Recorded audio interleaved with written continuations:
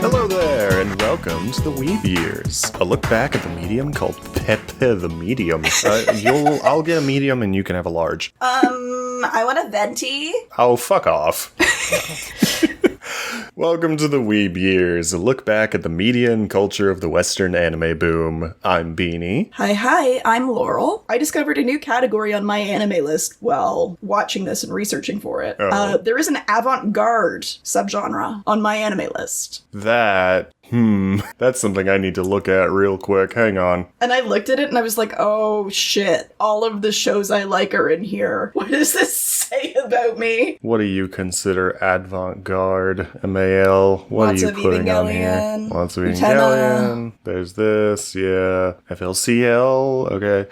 Oh, Yami Shibai. Okay. For some reason, the inclusion of Yami Shibai makes me trust this a little more. For some reason, at first, I was a little skeptical of this concept, but I don't know, that legitimized it for me. Go watch Yami Shibai, it's pretty good. Totally, I would say the equivalent would be like art film or art house in the Western world. Oh, yeah. Right? It's like, that's the kind of vibe the avant-garde section on my anime list is. Avant-garde is just a nice way of saying pretentious bullshit. It can be.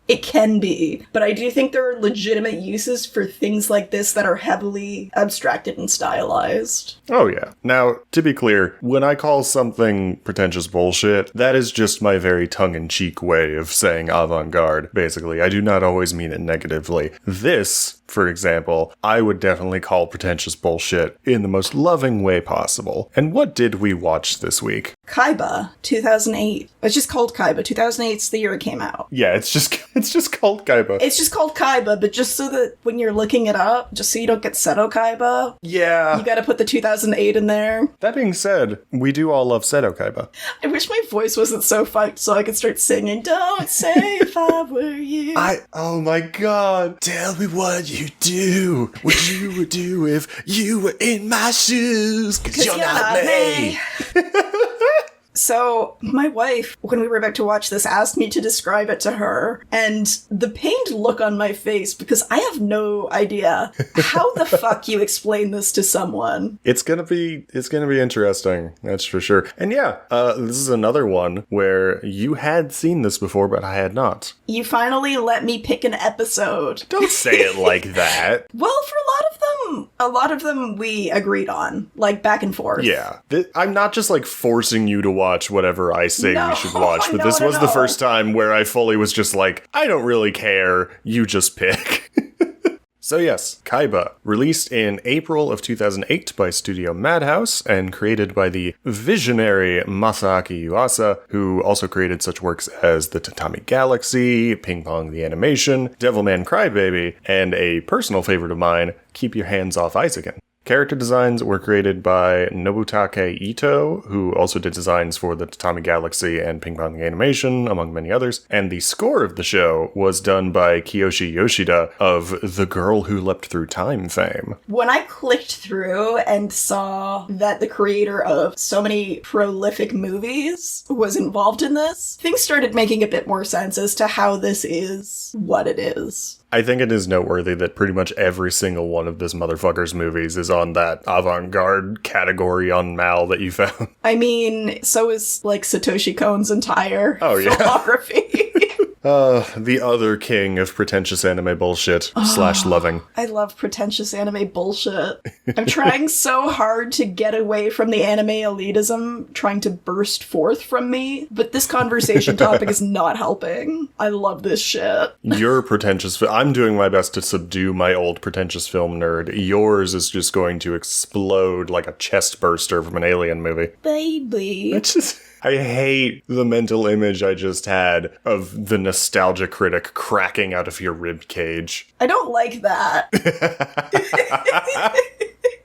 Now, Kaiba never received an English dub, and it was not actually licensed for North America until 2017 when Discotek Media picked up the rights. However, it did gain a cult following in the West through like fan subs and torrents and such in the late 2000s, receiving acclaim for its unique visuals and storytelling. I'm a little amazed that they didn't push for this harder in the West, considering there's a lot of historic representation of earlier anime styles, but there's also a lot of representation representation of Western animation from the same period. So I'm surprised that they never tried to market it more. I remember Kaiba being very popular around the time where, like, anime was becoming big enough in the popular consciousness in the West that fans started, like, finding the need to justify the movement, like, beyond just battles and boobies, you know, like, anime can be art and all that. I remember that Kaiba was very big in that very specific time period. I mean, too, if you think about it, there's still a lot of people who don't accept Western animation as art either. So we're still dealing with the ripples of that belief. It's honestly, that's another very interesting topic in itself of, like, anime is being used as an example of animation as art, and I see a lot of people today saying, like, no, this adult targeted animated show, like, it's not all just Rick and Morty and Family Guy, you know, like,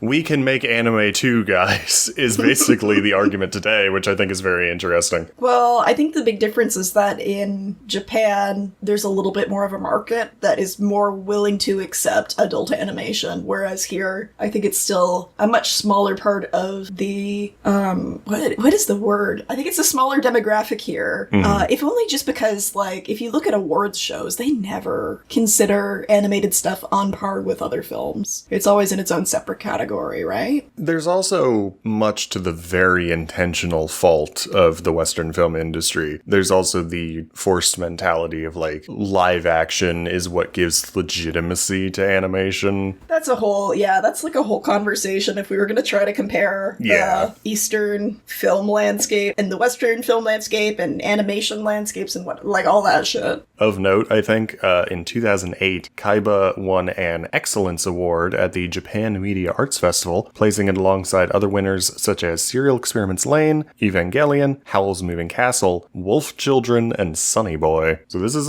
a very beloved thing. This is very, like, well, okay. It's well critically acclaimed. Yeah, it's very critically acclaimed, but in terms of, like, its overall reach with the populace, maybe not so much. But I think that's the thing with a lot of, again, if we're going to keep using the phrase, avant-garde films and shows, like, the people who do watch it tend to love it, but it's not really mass marketable. I can tease it out a bit further than that, I think. I think when media gets this abstract, it gets more difficult for the mass populace to follow. That's not to say, like, I think some people just have more media literacy. I think some people, I'm trying to figure out how to phrase this in a way that doesn't sound like a jackass.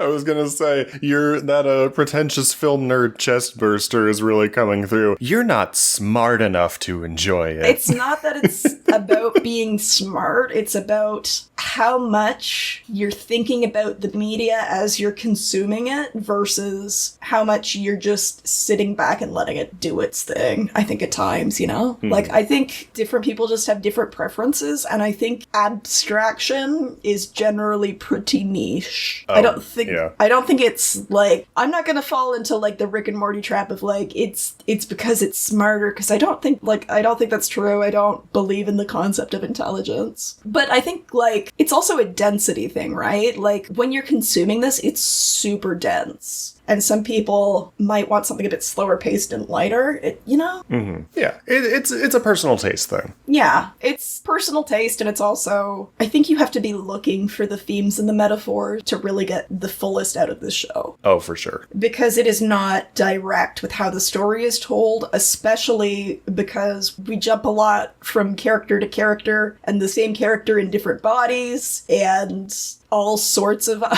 other variables that are all moving. Speaking of the show itself, we should probably start actually talking about the show itself. So let's do that. In Kaiba, in this world, memories can be transplanted between bodies, effectively allowing for immortality if you can afford it. The rich can have any body or experience any memory they want, implanting the good ones and deleting the bad ones, while the poor have both their memories and their bodies stolen to be sold off to the rich. It's very late capitalist dystopia. Oh, yeah. And I'll say up front, it does a really good job. It does a really good job with all of the commentary it's providing. Our main character is a man named Kaiba who can't remember anything about himself and begins traveling to different planets for answers while meeting people struggling with the sad realities of this existentially horrifying world. I really love it too, because I feel like amnesia is a really common trope, but it really fits well into this story because it's all centered around memory. Yeah, this is one of the only things I can think of off the top of my head where, like, the amnesiac main character trope is actually tied into the mechanics of the world itself and isn't just an excuse to slowly feed the world building to the audience. I mean, that is what it's used for here, but it feels a little more justified than just, oh, they have amnesia. This whole show is insane artistically. I don't know how else to describe it. It does so much experimental shit. It does so much crazy color theory and crazy character design. Like, it's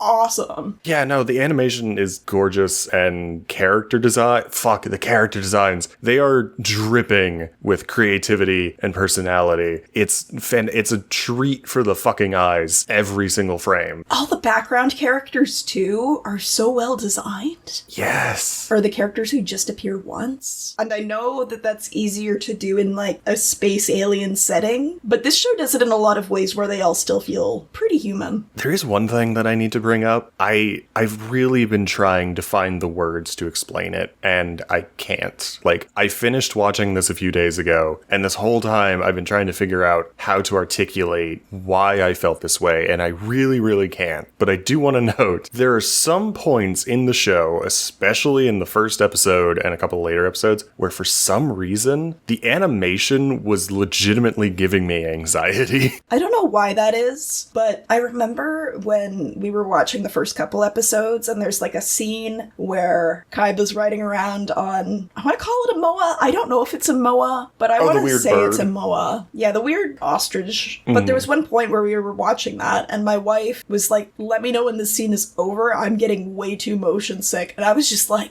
yeah. What? Because I'm usually someone who gets motion sick. Like, I was kind of getting that, like a little bit motion sick, but mostly it was just like actual like stress anxiety. Like something about watching those scenes where the animation just goes to like an 11 out of 10. I felt like if I watched it too many times, I would full on just start having a panic attack. I mean, I think a lot of aspects of the show are pulling horror elements in and psychological horror elements, especially the music and the sound design. So I think that that's intentional. For sure. What you said is definitely right. I don't think those are the things that were making me anxious from watching it. It's like, and I'm gonna call this simultaneously a criticism and a compliment. Like, it's both at once. The animation is so technically impressive that I think it achieves beyond what my brain comprehends 2D animation should be able to achieve. Like, technically, it's very impressive. As a viewer, it is incredibly unpleasant. It's like, do you remember when, I think it was either the first or the last Hobbit movie, where they were like, we're gonna release this in 64 FPS or something, which had never been done before, and we're gonna, like, it's this huge technical marvel, and then everyone who went to go see the movie was like, I have a fucking headache. I think it's supposed to be unsettling, though. I think it's supposed to be, like, creepy cute, because it's supposed to be like contrasting with the cutesy style in the same way that the tone and the writing is delving into a lot of dark and adult themes. Again, you are definitely correct, but I feel like you're focusing a bit too much on like the visuals and the designs of things. I'm more focused on like there was a couple things where like the camera moved around characters in a way that just felt wrong to my brain for some reason. It's fascinating. It honestly made me think a lot of, this is a problem I have with a lot of modern anime, where after things like Jujutsu Kaisen and Chainsaw Man, I feel like a lot of anime studios are trying to push the animation quality as far as it can possibly go without having proper intent behind it. And you just lean into something that I have found is a very contentious stance to have, because a lot of people hear me say this and they're like, why are you complaining? But it leads to to a lot of what I think is over-animated scenes, especially fight scenes. A lot of modern fight scenes in anime can be over-animated to the point where it's just visual overload, and you don't get to really appreciate the technical skill of it. I feel like Kaiba kind of falls into that same place in my brain of there's so much going on, and it is very impressive, but just my brain isn't wired in a way to handle it. It reminds me of, like, the response I have to Paranoia Agent whenever the OP comes on, because I get that same sort of response, but I get it, I guess, more from, like, audio, dissonant audio than from visuals. I completely understand what you're talking about, though, and yes, I agree. I think you and I are experiencing the same thing in different flavors. Yeah. Another thing about this show's art style that I want to touch on, this is another one where it's like I had this thought and it took me a couple of days to really articulate it and find the words. I was like, I have to figure out how to properly explain this in time for the podcast. Something about this show is very French. The visual style... The visual style reminds me a lot of those, like, weird, artsy French animated films from, like, the 70s and 80s, like Strange Planet, but with Osamu Tezuka characters. You're not wrong. Do you know what I mean? It's really French. This show is so French. It's like the thesis of an animation grad student in Paris. Kind of, yeah. That's what I would pitch. It's not just one aspect of it either. It's like multiple things combining together. Like, there's something about the alien architecture and the specific way that the backgrounds are rendered and such. Like, everything just comes together. And within the first couple episodes, I was like, this is French as fuck. I can see where you're coming from. And I think, too, it is worth noting that avant-garde... Oh, God, that was terrible. I'm just going to say it in normal English. Avant-garde is a loan word from the French. Yeah. So there's some history there. I feel like if I had seen this when I was in middle school, I would have very different brain chemistry today. This show is really a show that completely alters your brain chemistry. I've been feeling completely different since rewatching this show than I did last week. Honestly, a little bit, yeah. Like, it definitely hasn't impacted me quite as much as it would have if I was, like, 14, oh, yeah. Of course. But, like, I don't know, I'm so glad I finally saw this.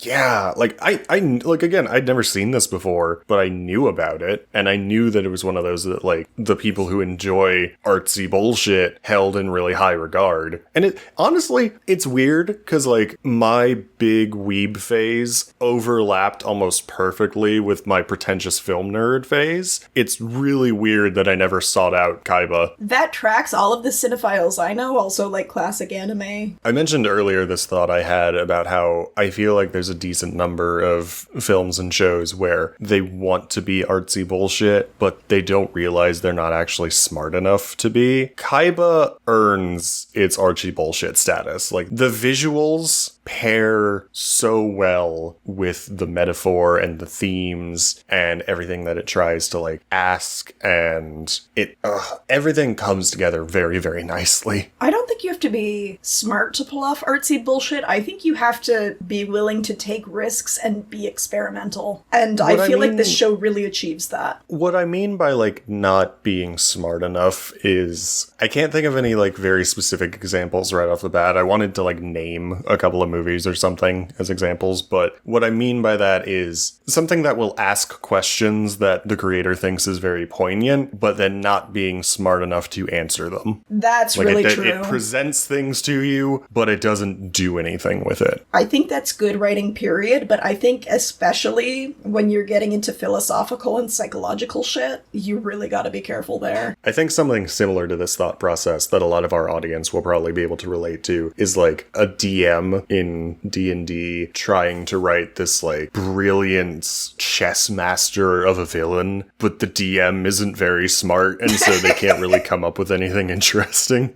So, we're introduced to Kaiba, who has no memories, a giant gaping hole in their chest, or his chest. I'm gonna just keep calling him they, them by accident, because this character feels so non-binary to me. Oh, we'll get to that.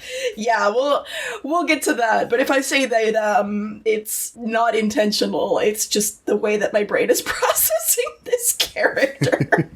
This is a very he-they character. So it kind of starts out like really high-paced. We have a lot of action scenes that are really crazy. Yeah, some fun chases. You get to watch these weird, like, robot worm things flying through the slums and just stabbing into the heads of the poor people and sucking out their memories, leaving them a husk. We're introduced to Kaiba's faithful steed, whose name is later revealed to be Pal, a very chocobo-looking creature. And I don't think I 100%, like, it seems like it's just a situation of convenience where Kaiba's getting onto the ship to avoid his pursuers, more so than any grandiose plans. But if there's a whole universe, she's probably not on the same planet. No, I'm fairly certain that Popo is specifically like, hey, meet this person, they'll smuggle you onto this ship, and then you can go and find out more about yourself. Oh yeah, Popo gives them advice and tells them to go on the ship. Yeah, one of the first people that Kaiba meets after he wakes up on this planet is this guy named Popo, who helps him escape from the authorities and eventually is like, hey, meet up with this person, she's gonna help smuggle you onto this ship, and then that'll get you out to where you need to be in order to find out more about yourself. One of the first introductory scenes, not at the very start of the anime, but an introductory to the setting we see is this group of miners who have found a bunch of memory chips in, I think it's like a bunch of miners' corpses after like a cave-in or something. I believe so. Because I think this is the Undermoon. And they're debating whether or not they want to put these people back in their bodies. They're trying to identify whose memories are which, trying to find specific people that they've lost. Yeah, there's this really, like, immediately kind of fucked scene where this little kid is, like, trying to find which chip has his older brother in it. And it's like, oh, that's not right. No, you're not the right person. And then eventually finds the right one and then thinks for a second and is like, hang on, my big brother's kind of a dick, actually. And that's one less mouth to feed. So we're just not going to bother bringing him back to life. And there's everything is being said so casually the whole time. And it's a very good way to immediately give you the tone of things. This story makes use of background characters really well. Like, every background character that's introduced is expositing some aspect of world building to you, or being used for some purpose. And I think that's really clean writing. Basically, the entire, like, first half of this show is just after Kaiba gets on that ship that we mentioned earlier, just every episode is a new planet with a new, like, character of the day with some really sad story related to the general conceit of the world that just, they're great character stories and also do some really fun world building. It's really tight writing. It's weird because I feel like this is the only show where the first half is sadder than the last half. The first half, I think, is better than the second half also. I preferred the episodic nature to near the second half where it becomes a little more consistent and they're just following a singular plot line.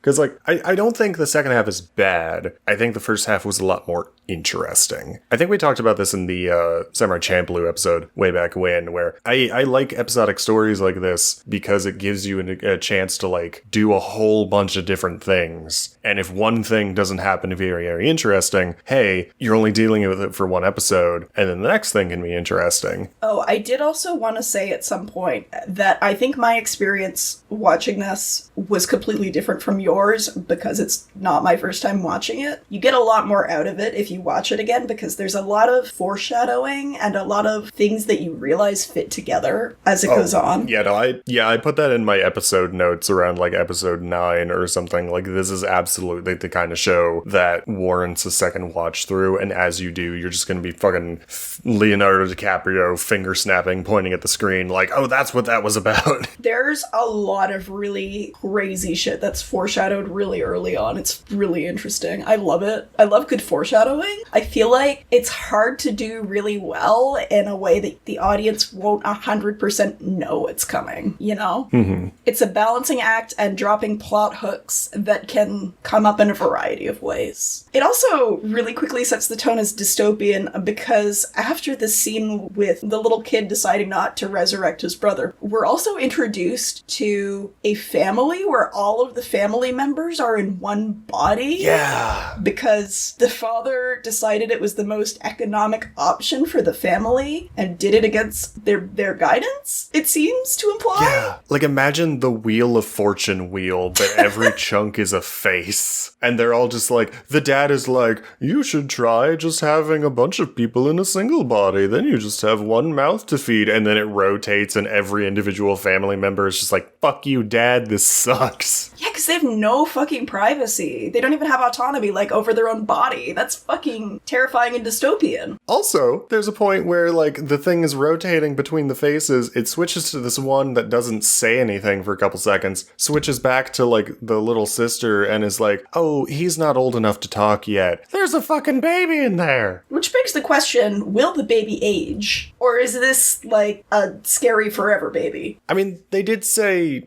not old enough to talk yet. I feel like that implies they can age. That's also kind of the whole conceit of the thing, is that you're able to transfer your memories to bodies so that you can continue to age without dying. Yeah. Later on, after Kaiba ends up stowing away on the ship and is traveling off to, like, hide from the authorities, they transfer Kaiba's memories from his normal body into the body of this, like, mascot hippo thing, which I did not clock was supposed to be a hippo at first. It's very abstracted, but they say at one point in the show that it's supposed to be a hippo. I just kept calling it the Moomin. It do be Moomin. It do be Moomin. I just want to point out that the hippocampus is the part of the brain related to memory. What?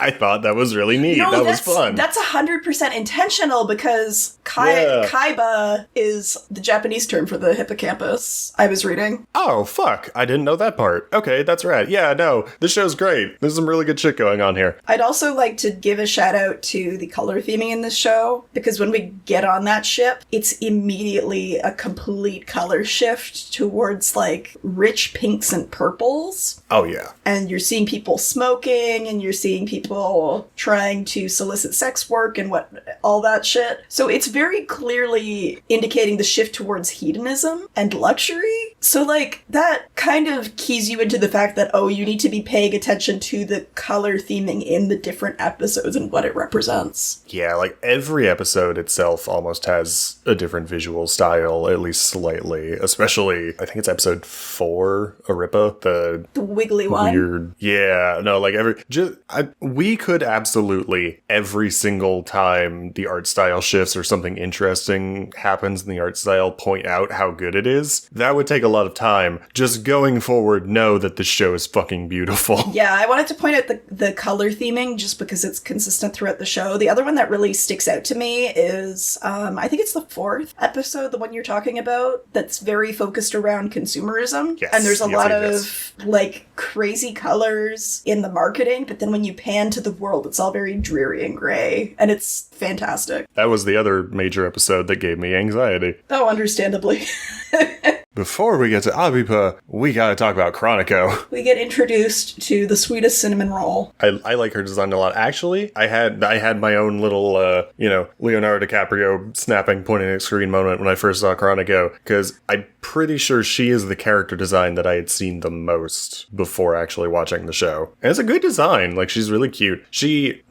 Pretty sure she's an adult. Just gonna go with that. Yeah, I also am making that assumption. Like, these character designs, because of the art style, do come off very childlike, but I'm fairly certain the majority of the cast is intended to be adults. It's just, a very, like, cartoonish Tezuka-y art style. But yeah, Chronico is a really strong character design, a really good fusion of cute and sexy, which works very well for the intent of her character design, which sounds like such a bullshit sentence, but if you watch the show, you'll know what I mean. Well, it makes sense, though, because her body is often used as a vessel for characters to experience being objectified. Well, one character in particular. Yes, we'll come back to that when it's relevant again. So yeah, Chronico, this real sweet girl. She comes from a poor family. She's got a adopted mom who's actually her aunt and 2 little stepbrothers, and they live in poverty. And Chronico has decided, I'm going to sell my body. I have a nice body. It'll go for a lot of money. And then eventually with that money, my family will be able to afford a a better life for themselves, have more opportunities, and eventually they'll be able to have the money to buy a new body that they can put my memory chip into. That doesn't happen. A lot of really sad shit happens, and eventually you learn that, oh god, I don't know where to begin. Like, okay, so Chroniko sells her body. Turns out she got scammed. They don't actually keep her memories. They just throw her memories away. So essentially she is dead and her body is just a husk, which they were going to sell off to some pervert. Turns out the stepmom pushed her to do that, knowing that would happen. She knew that they would get a lot of money for selling her body on the black market. And you're like, oh wow, the stepmom is a huge piece of shit. She's an evil bitch. But then by the end of the episode, there's another twist where it's like, no, the stepmom purposefully removed all of her happy memories of Chroniko so that she would be able to convince herself to let Chroniko go, and then she gets her memories back and is just like sobbing while playing the piano when she realizes what a horrible thing she's done. I have a different reading, actually. Oh? The way that I had interpreted it, I think this is a little bit open to interpretation too. I think this is vague enough that there's not a literal answer.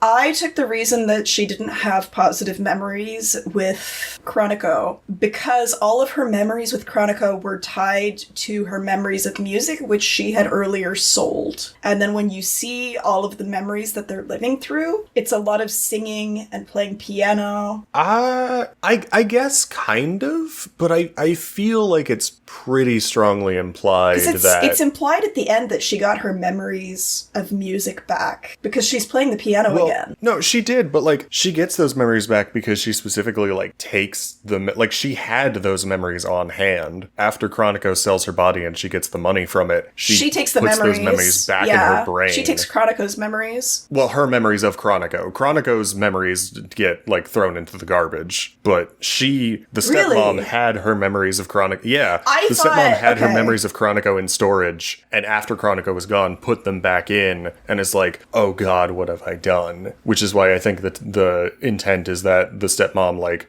she knew that, like, the only opportunity she had for, like, her and her children to have a better life was, you know, someone wants to pay a shitload of money for this girl's body. Ew. But she couldn't bring herself to do it. And so she's like, well, if I don't like Chroniko, I won't feel bad about it. Purposefully removes all of the memories she had of liking Chroniko and is like, oh, fuck this bitch, I'm gonna sell her off. And then puts them back in and is like, oh, I shouldn't have done that. But then why would she put them back in? Well, like you said, those were also tied a lot to her memories of music. It's really heart-wrenching. Now, Chroniko was worth mentioning, not just because it's a very good story, it is, but also she ends up becoming very important to the plot, or at least her body does, because in another attempt to evade the authorities, Kaiba, who had made friends with Chroniko, transfers his memories from the hippo body to Chroniko's body, and then for a good rest of the show, is just going around in Chroniko's body, which, alright, the idea of a world where anyone can have any body they want brings up some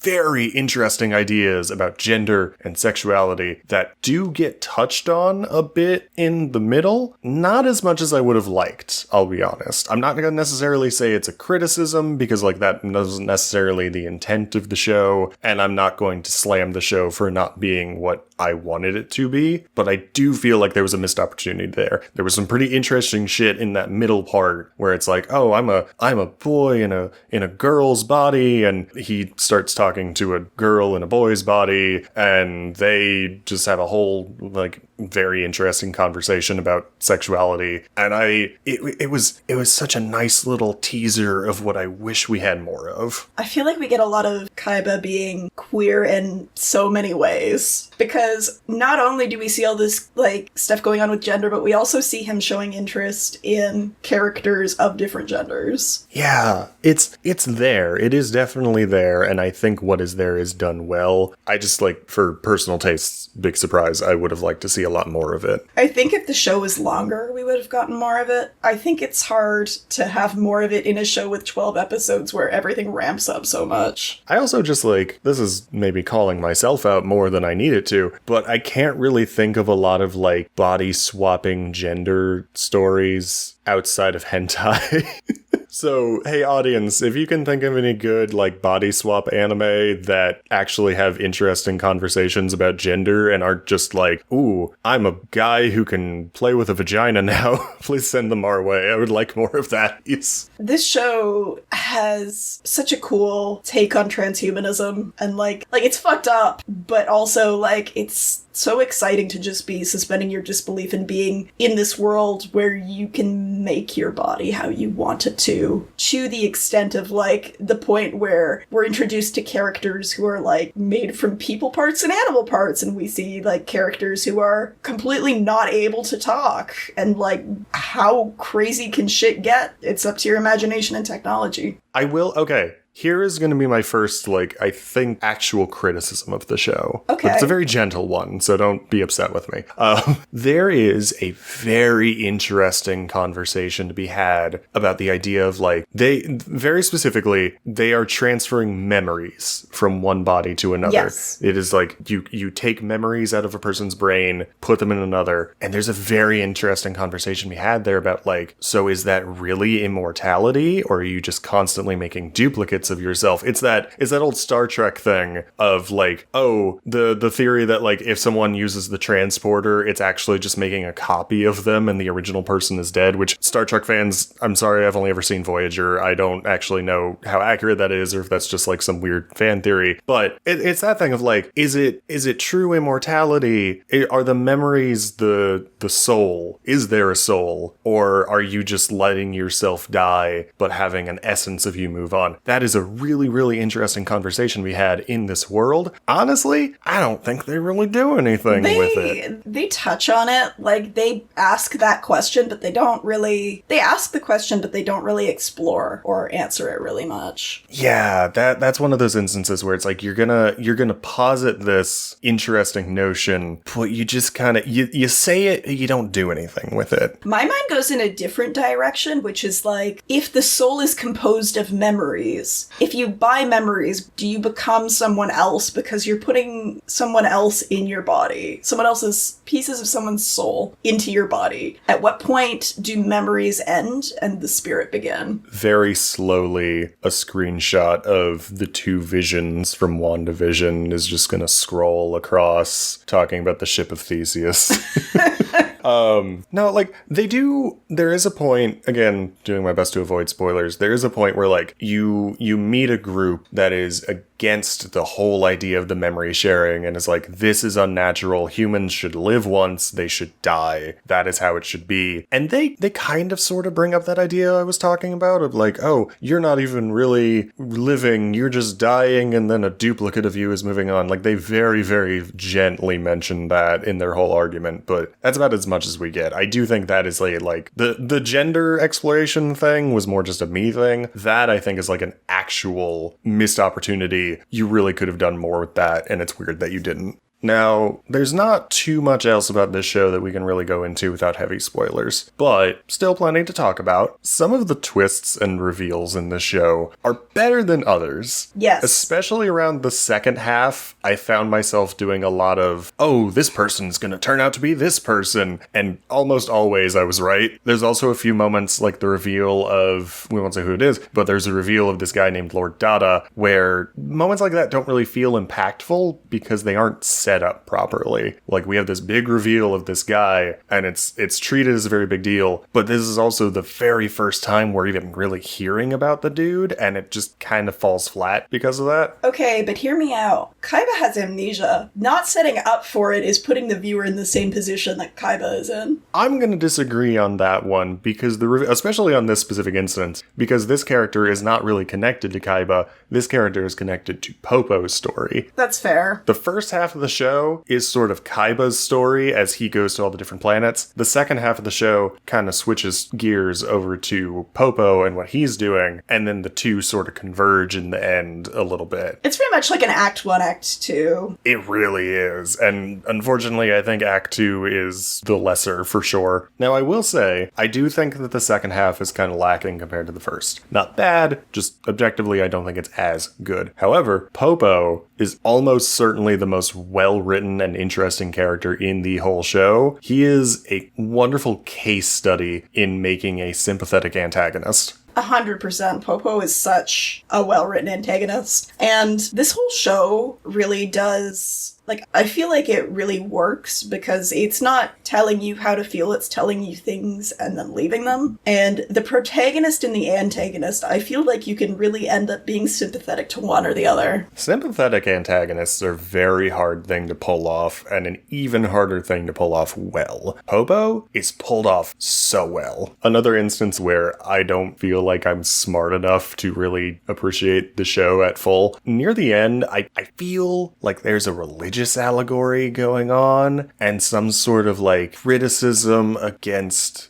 See, I can't even think of what religion it is specifically. Like, maybe Hinduism? What are you referring to that is giving you the religious vibes? There's a line near the very end where the narrative is condemning the idea of like, oh, we can all just exist as a single being in the afterlife. And they're like, oh, but then no one would have individuality and that sucks shit. And is it Hinduism? Is it Buddhism? It's something like that. I think what it more likely is commentary on individualism and collectivism. I mean, for sure, but like there's definitely at least a couple of... Like, this show's pulling a lot of inspiration from American media and from Japanese media, and one of those is very individualist and one of those is very collectivist. So I could see it juxtaposing the two theme-wise in the same way that we see a lot of juxtapositions in theming, i.e. the crazy dark themes with the cutesy art style, etc., etc. Orc only understands surface-level themes and not deeper meanings. Like, I think both of us are right. I think that both of those things are there. I think it could be religious. I just don't know enough. Alright, so last major thing, and I don't know if you're going to agree with me. This might end up being our most contentious point. I'm not sure. You might agree with me. I don't know if I felt very satisfied by the ending. The thing about this show is that it's not about the ending, it's about the journey. I don't know if I agree with that statement. That's how I feel about this show very strongly. If it had stayed an episodic series, I would agree with you. But the fact that it was only partially episodic, I feel like that's a stranger statement. No, I was very happy for the characters. I don't think it was a bad ending necessarily. But it was a good ending, but I didn't feel like any of the questions that were asked throughout the story got good enough answers. And this isn't necessarily in the same way that I was talking earlier about how, like, some things will try and be artsy and pretentious, but they're not smart enough to do it. And when we were having that conversation earlier, I did say, like, oh, these things will raise questions, but they won't answer them properly. I don't mean that in the exact same way here, but... You mean more like plot holes and, like, plot detail? No? Not plot holes. I'm talking about the theme. It's like, the show raises very interesting questions, and it does interesting things with them. But I feel like it's... Saying it out loud, this is probably going to make me sound like a jackass to a lot of people listening. I feel like it is putting too much work on the audience, which is a weird thing to say, I know. Because, like, in other episodes of the show, when we talked about other anime, we've praised them for leaving up certain things to audience interpretation. Whereas with this, I want to know the show's thoughts on these things. I want to know, like, okay, you're putting this out to me. You are making me think about these things. Let me come to my own conclusions, sure, but I want to know what you think about it too. And that's what I mean, like, I feel like the show doesn't answer enough of its own questions. But again, maybe that's more a fault with me than it is with the show. Maybe the questions are only there to be asked. But personally, it felt a little lacking by the end in terms of, like, what they were doing with the themes. I mean, for me, this show tonally is so philosophical that I don't know that I would be satisfied if we were just given straight answers. I really liked stopping and just processing my thoughts about the questions and the themes of the episode as, like, a philosophical exercise almost. Okay, the thing I'm about to say, I want you to imagine that I am sitting across from Masaaki Yuasa and I am asking him this question, or I'm saying this to him. Okay. I don't want you to tell me what to think, but I do want to know what you think. And that's where it was a little disappointing to me. Again, not bad. Still a good ending in terms of, like, giving the characters a satisfying conclusion, and I don't think there were any big plot holes or anything. I wanted more than I got. This show would have really served better if it was like 26 episodes. Honestly, I would have been okay with it staying this episode length, but then also just staying episodic. I think it eases you into the plot enough that I didn't really notice the segue, personally, until after it had already been that way. Yeah, it does take, like, you're like 3 episodes into the second half, and you realize, oh, this is something different than what we've been doing. We're in the same location for more than one episode. Yeah, I don't feel like I don't know. Because once you start to have people putting their own thoughts into a work, it begins to start feeling like they're trying to persuade you to feel a certain way. It starts to feel preachy. This feels more accessible because you're just discussing the themes and putting out the questions and making people reflect on how they feel without actually... Because we do know their thoughts on some things. There's some pretty clear through lines throughout this show. Like, we know capitalism is not positive. Yeah, capitalism bad. Capitalism bad. Love good. Yes, because that's a very contentious statement. That's something we really needed. Here's another way for me to kind of word my thought process here that might be... at this point, I'm just trying to cover my ass more than anything. No, I'm not trying to argue with you. I'm just trying to prompt you to, like, tease it out a little bit more. The show is asking questions and leaving it up to you to decide what the answers are, which, again, is not bad. What I would have preferred is don't ask me a question, make an argument. Okay. And then let me either agree with your side or come up with my own side to the argument. Because again, like, here's the other thing. The creator of this show, not just Masaaki Yuasa, but like everyone involved, because obviously it's a big thing. Everyone in the creative staff of the show is brilliant. I hope someday to have a quarter of the imagination that these people do. These are people with stunning minds that are putting out amazing work. I want to know more of what is going on in these minds. I want to know their stances on the questions that their own show is putting out. But I don't get to know what those stances are. And I feel like that's kind of a letdown. I want to know what the brilliant people creating this... I feel like this is coming off sarcastic, and it's not. I want to know what the brilliant minds behind this show think about their own show. And it's weird to me that they aren't using it as an outlet for their views on these things. You don't have to tell me this is what you should think, but you can tell me this is what I think. Or this is what you think, I guess. You know what I mean? That was really good.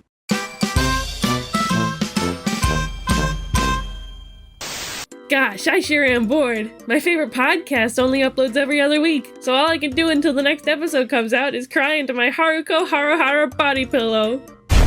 Reverse those tears back into your eye holes, sad listener person. We're here to solve all your sadness problems. And also promote ourselves financially. Oh my gravy! It's Beanie, Laurel, and Maymay from the Weeb Years, my favorite anime podcast I was just crying about. Silly listener person, didn't you know that the Weeb Years has a Patreon with tons of exclusive bonus content? You get access to exclusive recordings and videos, read the notes we take while doing research, Plus, you can get new episodes 3 days early. That makes you better than everyone else for 3 whole days. Wow, that all sounds so cool. I wish I had the $100 a month it costs to access all those amazing extra goodies. Silly listener person, you can access all that fantabulous bonus material for only $5 a month. Sugoi! Haha, never say that again. Just go to patreon.com/theweebyears to cure all your boredom and sadness forever.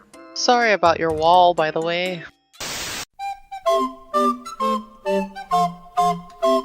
So Laurel, you've heard what I think about the show, and I've heard what you think about the show. What do we think the people over a decade ago thought about the show? It's time for Retro Reviews, baby!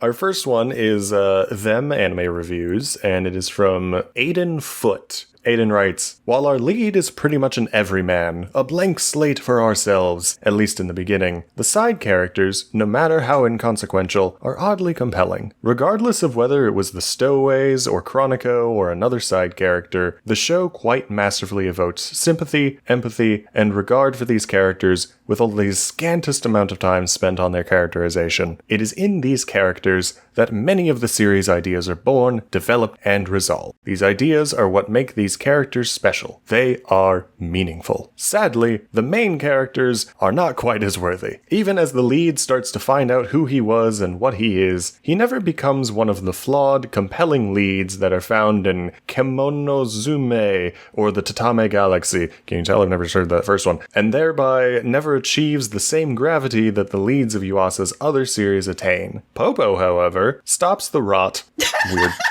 Weird word that, and stands out as the most dynamic and interesting of the main characters. His relationships, frailties, and strengths stand out as the most developed in the whole show, making him the human linchpin in the main narrative. That's interesting that the protagonist is so devoid of humanity, but the antagonist is so full of humanity. That hadn't occurred to me. Interesting, yes. I don't know if it was intentional. Like, I will kind of agree with Aiden here that I think that could be considered a flaw, that the main character... It's just interesting because I can't think of many other things with that dynamic. Audience surrogate protagonists are a very hard thing to get right, because you need them to be interesting while still leaving them, as Aiden said, quote-unquote, blank slate enough that the audience can kind of insert themselves into them. Which, honestly, saying it out loud, I don't think really is the intent with Kaiba.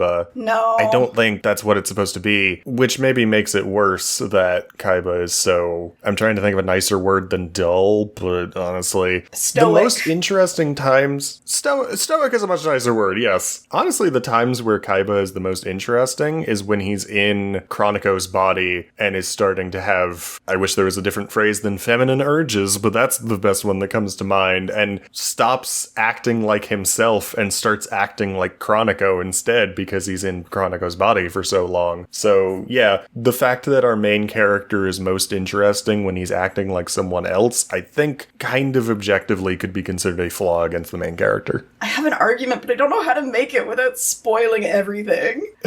I think that Kaiba is the way he is because of the person he is. You're right, it is very hard to talk about that without spoilers. Final point of the night. As I was going to say as usual, but honestly only like half of our episodes so far if we actually have been able to do this. Would you recommend this to someone today? What is the baseline? What is the average person demographically? I swear we have a variation of this conversation every time we do this. You overthink this so hard. Someone comes up to you and says, hey, I'm thinking of watching some new anime. Would you recommend Kaiba? Have they been to art school?